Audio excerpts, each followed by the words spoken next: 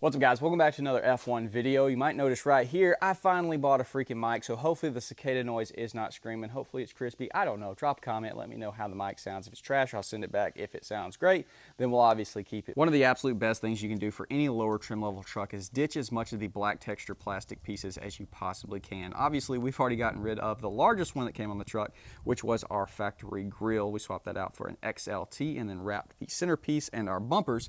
But if we come over here to the door, there is just a ton left on the truck. So the emblem, the mirror, the pillars, and worst of all, the door handles. Because not only do you have to look at it, you also have to touch this piece, and it feels terrible. So we're going to be swapping that out thanks to BFN Truck Shop for a color match. This is not just a cover, this is actually a handle replacement. It looks absolutely flawless. We've got several other parts that we're going to address as well that we just mentioned, but starting with this is going to be my favorite one to swap out just because you do see it and touch it. So only thing you're going to need for this install is a 5mm, a pry, and then 90% chance you're going to need one of these tools, which this is a trampoline spring puller.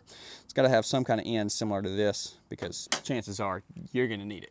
All right, first thing you want to go ahead and remove this plug right here. Just careful not to scratch up your door. This is going to be a 5mm. Just go ahead, pry your door handle open. As you loosen this, you can see it's starting to go farther out. It's about to pop free, just like that. Take that guy out, wiggle it on out of the door. We can disassemble this. So I've seen some people say that you can actually swap this out on the truck, but I don't know how you do that. So just take it off. It's super easy. Grab your flathead, jam it down in there. I'm gonna pry it, pop it free. Hopefully y'all can see. I need a little bit better of a flathead. There it is. Once you got that starting to raise, you can take your wedge and pop it all the way around. Slide that guy out. Grab your new one and put it underneath there. And boom. That pop in. There it is. Done. It's literally that simple. Don't forget to put your little seal back on, but I'm going to try my best to get this on the first try. I'll show you either way what you got to do if you make this lock pop back. But let's see if we can get it on the first try. So go ahead, put your 5mm back on here. Obviously tightening now. And what you want to do, hook the leg on there. You want to, I think I just goofed it right there. You want to, did I? I think I did. We'll tighten it. All right, you want to press on the door as you tighten. I think I already messed it up, that first little pop, but maybe not. Wow, I got it. First try, what are the freaking odds? All right, well, somehow I pulled it off, boys. I pulled it off. Let's go ahead, check her out. Hope she works. Holy crap, look how much better that handle looks. My gosh, that looks amazing. And make sure you don't forget to put your little plug back.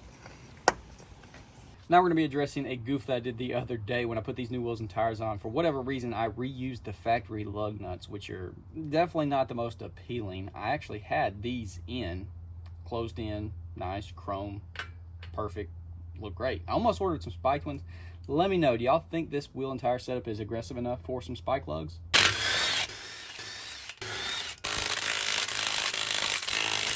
Oh yeah, that looks so much better. Will these be super annoying every time I wash my wheels? Absolutely. But do they look pretty cool? I think so.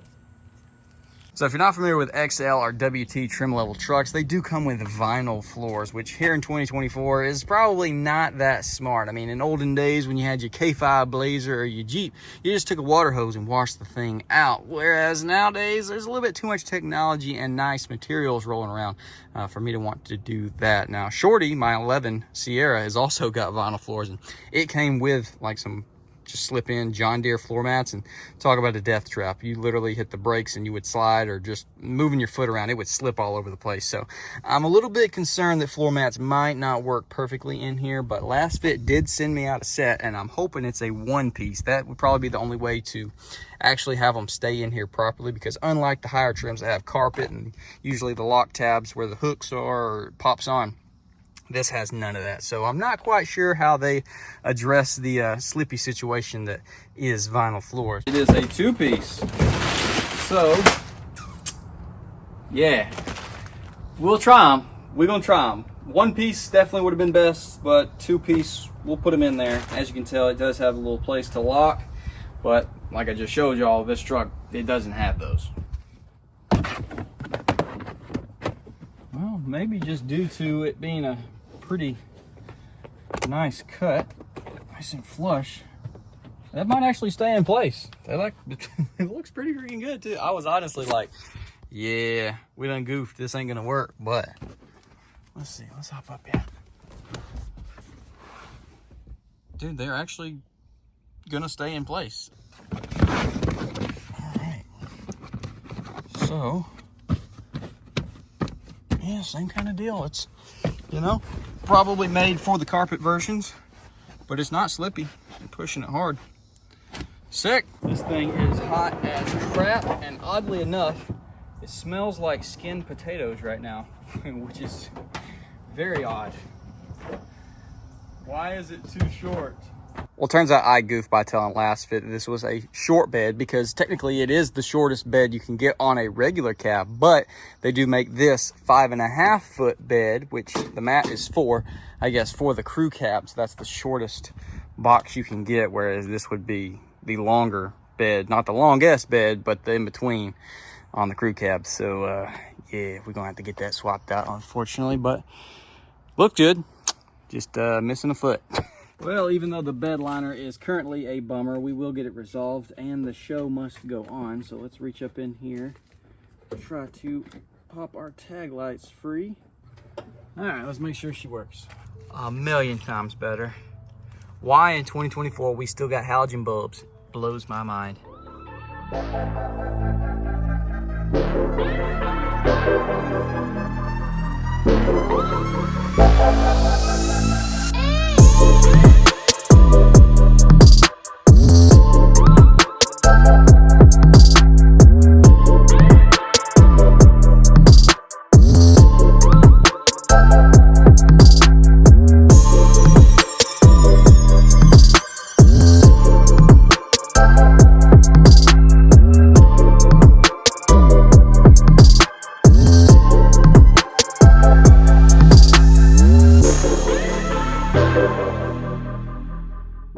Everything tied in together so good. The door handles look amazing. Once again, huge shout out to BFN Truck Shop. Just absolutely killed it on the paint work. You get the handles in, they're premium. The paint is absolutely perfect, flawless, color matched, smooth as butter, no defects whatsoever. I'll have a link to them in the description. Our little odds and ends like the lug nuts and the spikes on our valve stems look super freaking good. Maybe we'll go back and do spike lugs. I don't know. It probably would have made sense to do it with these, but I'll have a link to these as well, and those in the description. These are probably my favorite lug nut spikes that I've gotten in, because they're actually pretty big. They're not little tiny ones. So if you want them to be real discreet, go the smaller one, but this big one's pretty sweet. I already know I'm gonna absolutely wreck my hand washing these wheels at some point though, which is definitely gonna be unfortunate. What else did we do? The floor mats inside, those are freaking awesome. Even though the fireball in the sky is blistering us right now, the Oxford white is holding it down. It's not oversaturating the camera, but check out our floor mats, which clearly I have been using the crap out of. And with that said, I'll see y'all boys in the next one.